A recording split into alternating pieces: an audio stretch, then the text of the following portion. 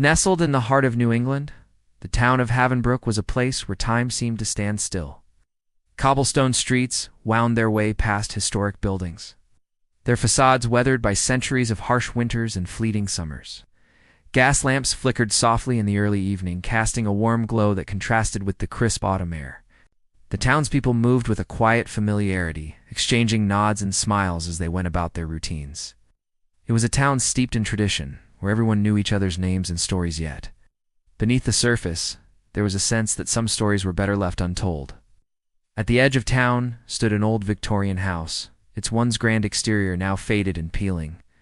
Ivy clung to the walls and the windows, though clean, seemed to watch the world with a weary gaze. This was the home and studio of Eleanor Whitmore, Havenbrook's most enigmatic resident. A painter of extraordinary talent, Eleanor had a gift for capturing not just the likeness, but the very essence of her subjects. Her portraits were lifelike, almost hauntingly so, as if the souls of those she painted were trapped within the canvas. Eleanor herself was a figure of quiet mystery, tall and slender, with auburn hair that fell in loose waves around her shoulders. She moved through the town like a shadow, always present, but never quite part of the community. She was polite but distant, her mind often lost in the world of her art. The townspeople respected her talent, though few could claim to know her well. She spent most of her days in her studio, a spacious attic room with large windows that bathed the space in natural light. It was here that she worked tirelessly, preparing for an upcoming exhibition that could finally bring her the recognition she deserved. On this particular evening, the sun had just dipped below the horizon, leaving the sky awash in hues of orange and purple. Eleanor stood before her easel, her brush moving with practiced precision as she added the final touches to a portrait of Tom Haskins, the town's beloved shopkeeper. Tom was a jovial man in his 50s, with a round face and a perpetual twinkle in his eye. In the painting, he sat behind the counter of his general store, surrounded by shelves of goods, his expression warm and welcoming. Eleanor stepped back, studying the canvas with a critical eye. It was good, perhaps one of her best. She could almost hear Tom's hearty laugh echoing from the frame. As she cleaned her brushes, a faint sound caught her attention, a soft rustling, like the whisper of fabric against the floor. She glanced around the studio, but everything was still. The room was cluttered with canvases, both finished and unfinished, and the air smelled faintly of oil paint and turpentine. Shrugging it off as a trick of the wind, she returned to her work.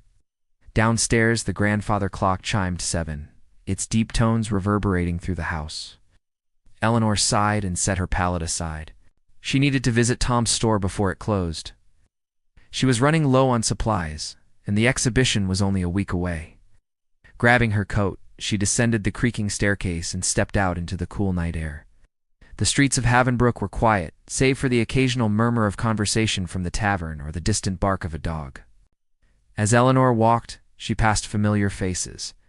Mrs. Pembroke, the florist, locking up her shop. Young Jamie, delivering the evening paper. Sarah Ellis, the town's librarian, who gave her a curious smile. Sarah was another of Eleanor's subjects, her portrait nearly complete, a studious figure surrounded by towering bookshelves, her eyes alight with intelligence and a hint of mischief. "Evening, Eleanor," Sarah called out. "Working late again?" Eleanor nodded, offering a small smile. "Always. How's the library?" "Quiet as ever," Sarah replied with a chuckle. "Though I did find an old book on local legends you might find interesting. Stop by tomorrow if you'd like to borrow it." "I'll keep that in mind," Eleanor said, though her thoughts were already drifting back to her studio. She bid Sarah good night and continued on her way. Tom's general store was a cozy, cluttered space that smelled of fresh bread and aged wood. When Eleanor entered, the bell above the door jingled cheerfully, and Tom looked up from behind the counter, his face breaking into a wide grin. "Eleanor." "Good to see you, lass. What can I do for you tonight?" "Just a few things," she replied, handing him a list. As he gathered her supplies, they chatted about the upcoming harvest festival and the unseasonably cold weather. It was a mundane conversation, but it grounded her, reminding her of the simple rhythms of life in Havenbrook. Back at home, Eleanor climbed the stairs to her studio, her arms laden with bags. The room was just as she had left it, the portrait of Tom staring back at her with an almost expectant gaze. She set her purchases down and lit a candle, its flickering light casting long shadows across the walls. As she prepared to resume her work, she noticed something odd. The expression on Tom's painted face seemed different, his smile a touch wider, his eyes a shade darker. She blinked, and the illusion vanished. It was just a trick of the light, she told herself, though a faint unease lingered. Later that night, as Eleanor lay in bed, she thought she heard a sound from the studio, a sound rhythmic tapping, like the sound of a brush against canvas. She listened intently, but the house was silent once more. Perhaps it was just the old building settling, or the wind rattling the windows. Still, as she drifted off to sleep, she couldn't shake the feeling that something in her studio was watching, waiting. Tom Haskins locked the door of his general store, the jingle of the bell fading into the quiet night. Havenbrook's cobblestone streets stretched out before him, bathed in the dim glow of gas lamps that flickered like weary sentinels. The autumn air was sharp, his breath forming faint clouds as he pulled his coat tighter, started walking, his boots clicking rhythmically against the stones. The town was still, save for the occasional rustle of leaves skittering across the pavement, carried by a restless wind. But something felt off, a prickling at the back of his neck, like unseen eyes watching from the shadows. He paused in front of an old boarded-up shop, its dusty windows reflecting his silhouette. For a fleeting moment, the reflection seemed wrong. His face in the glass stared back with eyes too wide, too dark, and a smile that stretched unnaturally, showing teeth that gleamed too sharply. Tom's heart skipped a beat. He blinked, and the reflection was normal against his familiar round face, tired from a long day. "Get a grip, Tom," he muttered, shaking his head. But the unease clung to him, heavy as the cold night air. His pace quickened as he headed home, the feeling of being followed growing stronger. The wind carried a faint sound, like a whisper of his name, too soft to be sure. He glanced over his shoulder, but the street was empty, the lamps casting long, distorted shadows that seemed to shift when he wasn't looking. By the time he reached his small house at the edge of town, his hands were trembling. He fumbled with his keys, the lock clicking loudly in the silence. Stepping inside, he was met with a chill that seemed to seep from the walls, unnatural for a house he'd left warm just that morning.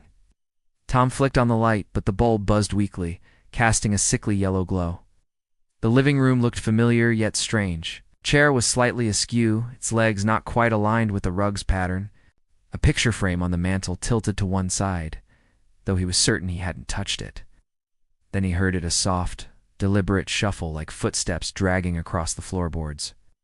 "Who's there?" he called, his voice cracking. Silence answered, thick and oppressive. He stepped into the kitchen, grabbing a knife from the counter, its cold handle grounding him. But as he turned back, his breath caught. Standing in the center of the living room was a figure, a twisted mockery of himself.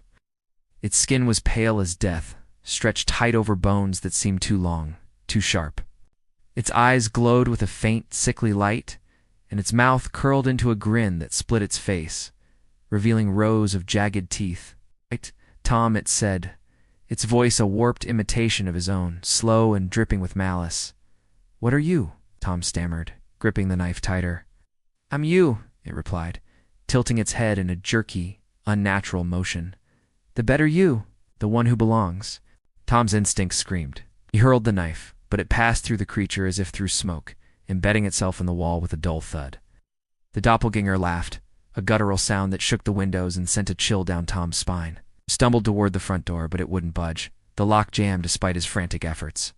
The creature advanced, its long fingers curling like claws. In desperation, Tom grabbed a chair and smashed it through the living room window. Glass shattered, cutting his hand as he climbed through, blood dripping onto the grass below. He ran, the cold air burning his lungs, until he reached Eleanor's Victorian house. He pounded on the door, shouting, "Eleanor, it's Tom!" "Open the door, please." The door creaked open, and Eleanor stood there, her auburn hair disheveled, her eyes wide with concern. "Tom? What's happened?" "You're bleeding?" Tom pushed past her, collapsing into a chair. "There's something in my house," he gasped, his voice trembling. "It looks like me, but it's not. It tried to replace me." "Oh." Eleanor frowned, her skepticism clear. "Replace you?" Tom, are you sure you didn't just have a bad dream? It was real, he insisted, holding up his bloodied hand. I don't know if it came from your painting, Eleanor. The one you showed me today. Her expression faltered, doubt creeping in. My painting? That's impossible. I know what I saw, Tom said, his voice breaking. Please, come with me. You have to see it. Against her better judgment, Eleanor grabbed her coat and followed him. The streets were eerily silent, the usual sounds of Havenbrook swallowed by an oppressive stillness. When they reached Tom's house, the front door hung ajar, inviting them into darkness. The air inside was frigid, the broken window letting in gusts of wind. The living room was unnervingly tidy. The chair Tom had used to break the window now sat perfectly in place, as if mocking them. See? Nothing, Eleanor started, but her words died as a shadow moved in the corner. The doppelganger emerged, its glowing eyes fixed on them, its grin wider than before. Eleanor, it whispered in Tom's voice, but cold, hollow, wrong. She screamed, her heart pounding. Tom grabbed her arm, yelling, "Run!" They fled into the night, the creature's laughter echoing behind them, a sound that promised it wasn't finished. They didn't stop until they reached the safety of Mr. Jenkins' house, their minds racing with one question. What was that thing? And why did it know their names? The morning sun struggled to pierce the heavy fog blanketing Havenbrook, casting the town in a muted grayish light. Eleanor and Tom sat in the cluttered study of Mr. Jenkins, the town historian, their faces drawn with exhaustion and fear. The room smelled of old leather and dust, its walls lined with sagging bookshelves stuffed with ancient tomes and yellowed manuscripts. A single window let in a sliver of daylight, but it did little to dispel the oppressive weight of the previous night's terror. Mr. Jenkins, a wiry man with wild white hair and piercing blue eyes, sat across from them at a heavy oak desk, his fingers steepled as he listened to their breathless recounting of the doppelganger in Tom's house. "So, you're certain this thing resembled you, Tom?" Mr. Jenkins asked, his voice calm but edged with concern. "And you believe it's tied to Eleanor's painting?" Tom nodded, his hands still trembling as he clutched a mug of tea that had long gone cold. "It wasn't just a resemblance. It was me, but twisted like something pulled it out of a nightmare. It knew my name, my voice. It wanted me gone." Eleanor leaned forward, her auburn hair falling across her face. "I saw it too, Mr. Jenkins. It wasn't human. It moved wrong, spoke wrong, and when it said my name, she shivered, wrapping her arms around herself. Tom thinks it came from my painting of him. I didn't believe it at first, but now I'm not so sure." Mr. Jenkins leaned back in his chair, his gaze drifting to the ceiling, as if searching for answers in the cracked plaster. "There are stories about your family, Eleanor," he said at last, his voice low. 8. "Old stories passed down through Havenbrook's records. At. I always thought they were just folklore, but now—" He trailed off, rising to pull a thick, leather-bound book from a shelf. Its cover was worn, the title faded into illegibility. "What stories?" Tom asked, his voice sharp with urgency. Mr. Jenkins opened the book, flipping through brittle pages until he found what he was looking for. "Your great-grandfather, Archibald Whitmore, was a painter of unparalleled skill, much like you, Eleanor. But his talent came at a cost. The records say he made a pact with a dark entity. Some say a demon, others a spirit of the forest that surrounds Havenbrook.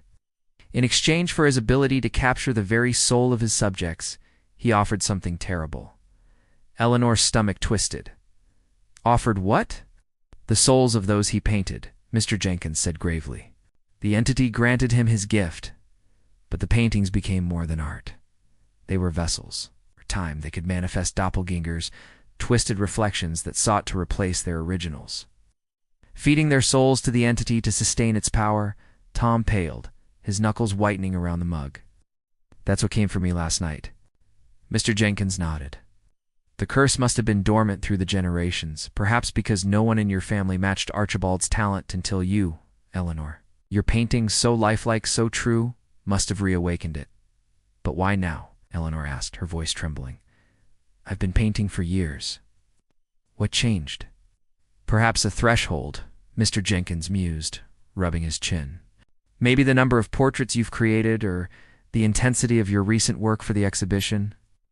The entity might sense an opportunity to claim more souls. 8.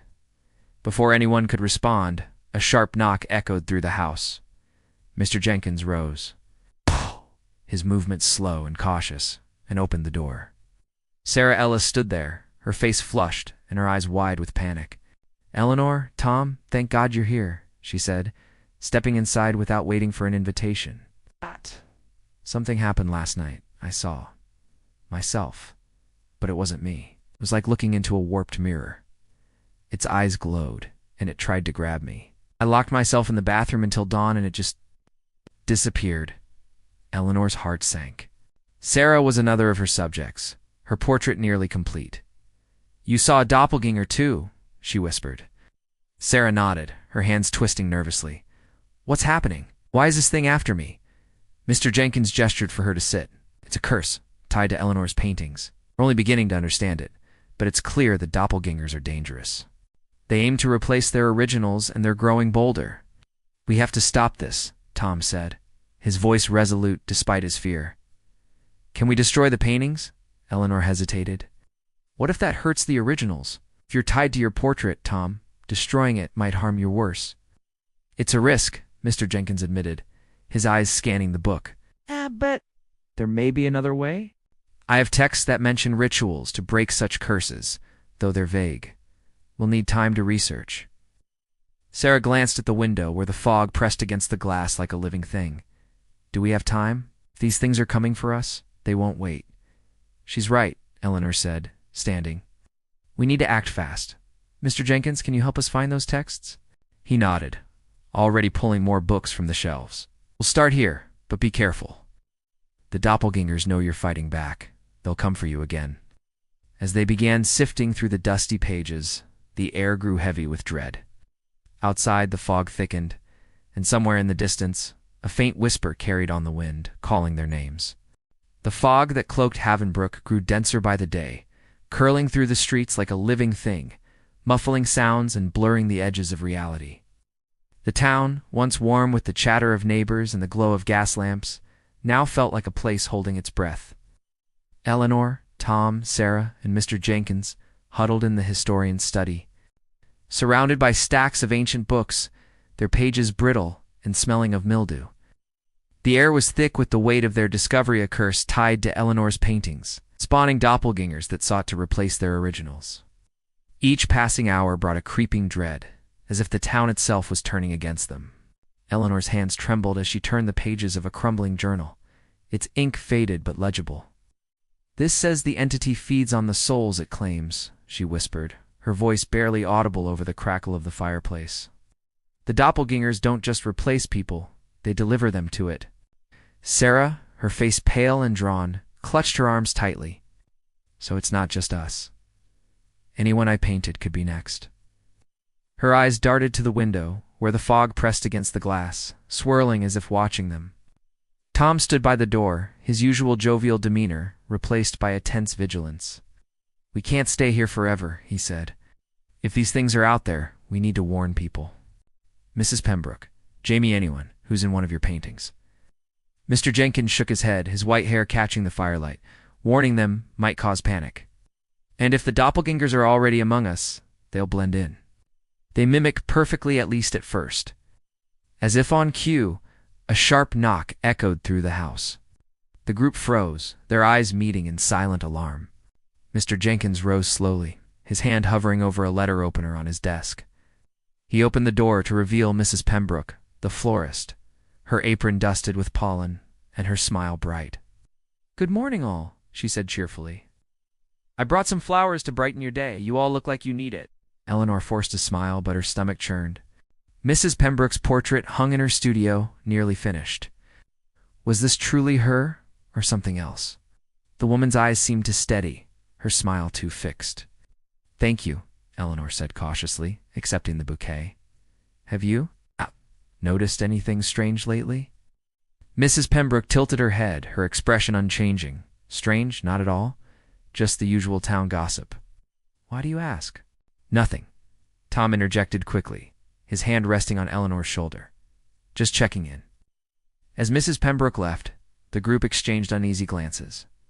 Was that really her? Sarah whispered. She seemed off. Ow. Before they could dwell on it, a scream pierced the air from the street. They rushed to the window, peering through the fog. A figure, young Jamie, the paperboy, ran past, his face contorted in terror. Behind him, a shadow moved, its form indistinct, but unmistakably wrong, its limbs too long, its gait jerky. The group bolted outside, but by the time they reached the street, Jamie was gone, swallowed by the fog. The shadow lingered for a moment, its glowing eyes meeting Eleanor's before it vanished. "We're too late," Tom said, his voice hollow. "It's spreading." Back in the study, the reality sank in. The doppelgängers were multiplying, replacing townspeople one by one. Ow.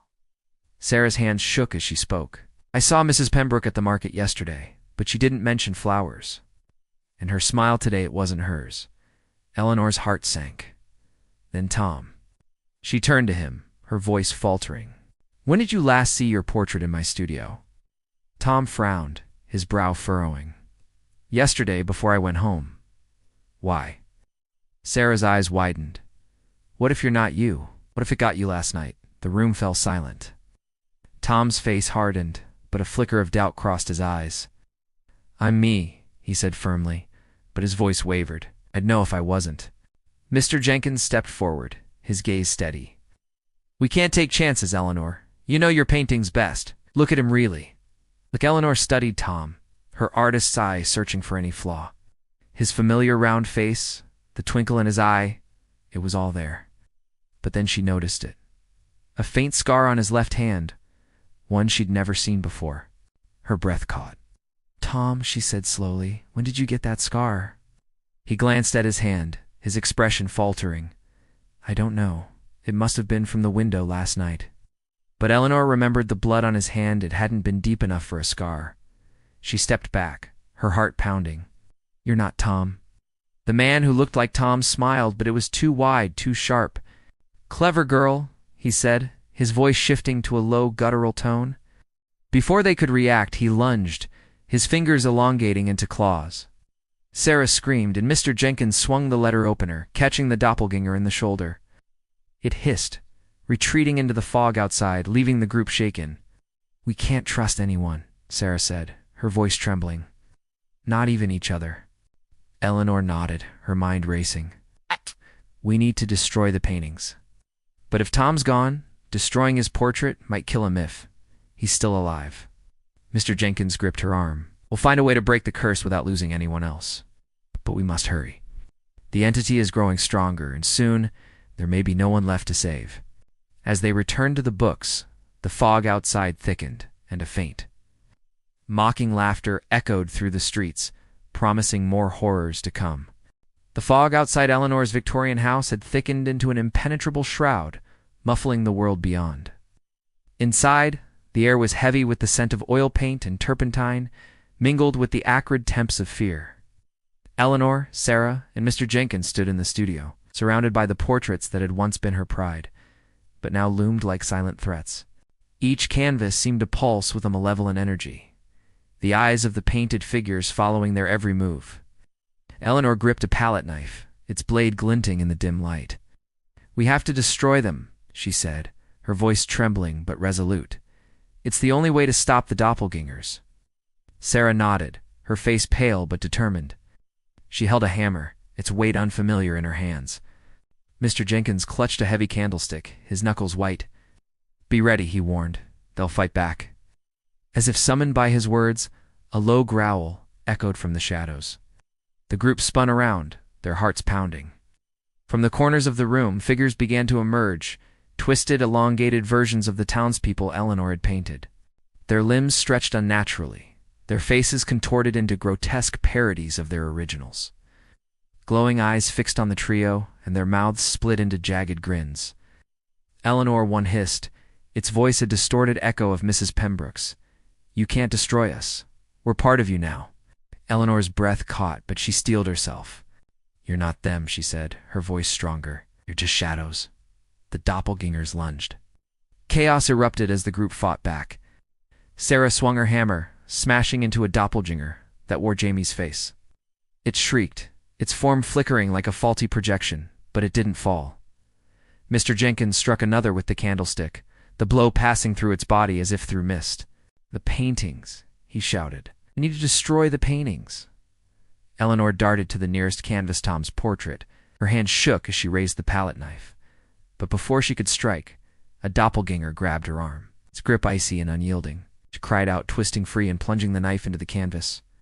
The painted Tom's face tore, and the doppelganger howled, its body convulsing before dissolving into a wisp of smoke. "It works," Sarah yelled, hope flickering in her eyes. She turned to another painting, but a doppelganger tackled her, its claws raking her arm. She screamed, dropping the hammer. Mr. Jenkins rushed to her aid, striking the creature off her. Eleanor moved from painting to painting, slashing and tearing, each destruction accompanied by a wail from the corresponding doppelganger. But the creatures were relentless, their numbers seeming to grow with every passing second. The room became a battlefield, canvases toppling, paint splattering like blood. In the midst of the chaos, Eleanor spotted a small, leather-bound book, half buried under a pile of sketches. She recognized it instantly, her great-grandfather Archibald's journal. She dove for it, dodging a doppelganger's swipe, and clutched it to her chest. "Mr. Jenkins, I found something." He fought his way to her side, fending off a doppelganger with a wild swing. "What is it?" "Archibald's journal," she gasped, flipping it open. The pages were filled with frantic scrawls, detailing his pact with the entity and the curse it had wrought.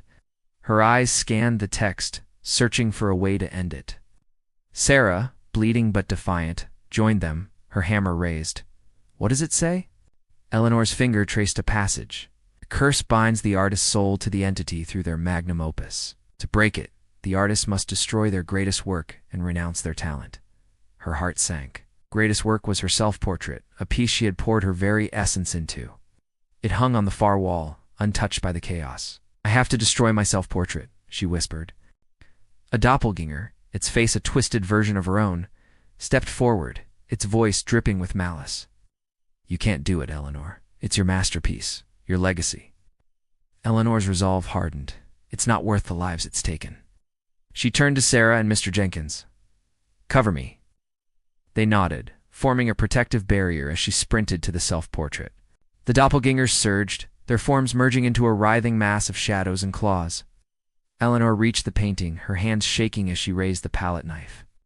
The painted version of herself stared back, its eyes pleading, but she knew it was a lie. With a cry, she plunged the knife into the canvas, tearing through her own image.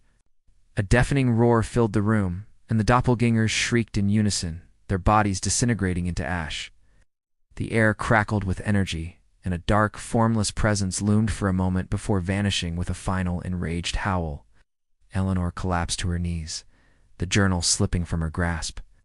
The studio was silent, the paintings now just lifeless canvases, their magic extinguished.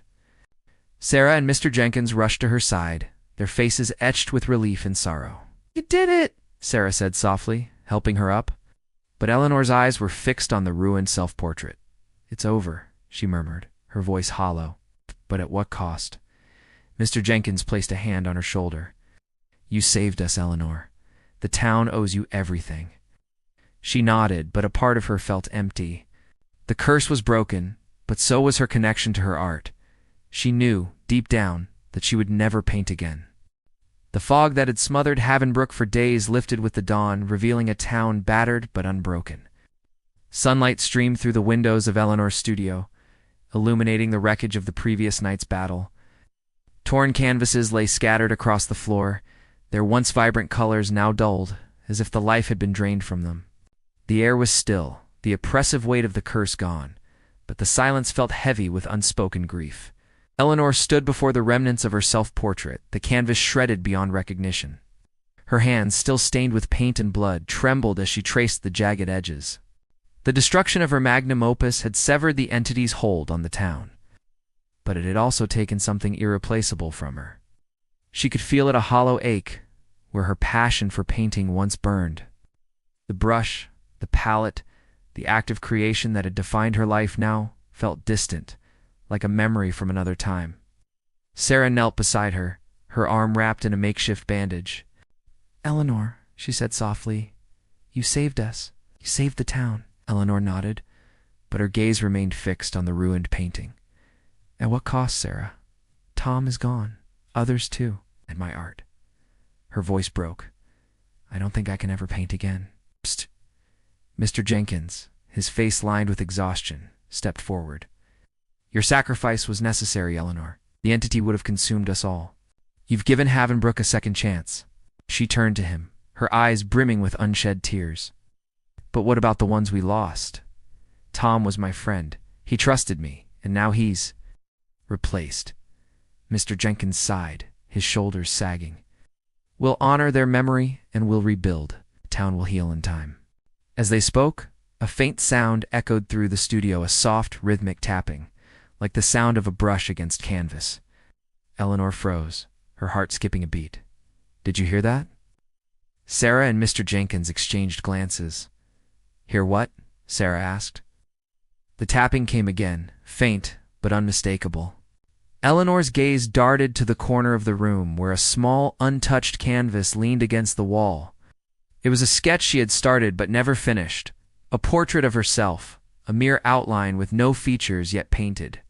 The tapping seemed to emanate from it, growing louder, more insistent. Eleanor approached it slowly, her breath shallow. As she reached out, the tapping ceased, and the studio fell silent once more. She picked up the canvas, her fingers brushing against the rough surface. For a moment she thought she saw a flicker of movement, a shadow passing over the blank face. But when she blinked, it was gone. Perhaps it's nothing, she murmured, setting the canvas down. But a seed of doubt lingered. Had she truly broken the curse, or had a fragment of the entity survived? In the days that followed, Havenbrook began to recover. The doppelgängers had vanished with the destruction of the paintings. And the townspeople, though shaken, returned to their routines. Eleanor, however, found herself adrift. She tried to paint, but the brush felt foreign in her hand, the colors lifeless on the canvas. Her talent, once a source of joy, had been sacrificed to save the town. One evening, as she sat in her studio, staring at the blank canvas, she heard it again, the faint tapping. She rose, her heart pounding, and approached the small, unfinished self-portrait. This time she saw it clearly. A single brushstroke appeared on the canvas, as if painted by an invisible hand. Then another and another, slowly forming the outline of an eye. Eleanor's blood ran cold. She grabbed the canvas and hurled it into the fireplace, watching as the flames consumed it. The tapping ceased and the studio was silent once more. But as she stood there, watching the ashes smolder, she couldn't shake the feeling that the curse was entirely gone, that a part of it lingered, waiting for another artist, another soul to claim. She turned away, her resolve hardening. She would never paint again. The risk was too great. Havenbrook was safe, and that was enough. But late at night, when the town was asleep and the wind whispered through the trees, Eleanor sometimes thought she heard the faint sound of a brush against canvas, echoing from the shadows of her studio. And though she never spoke of it, she knew that some curses leave scars too deep to ever fully heal.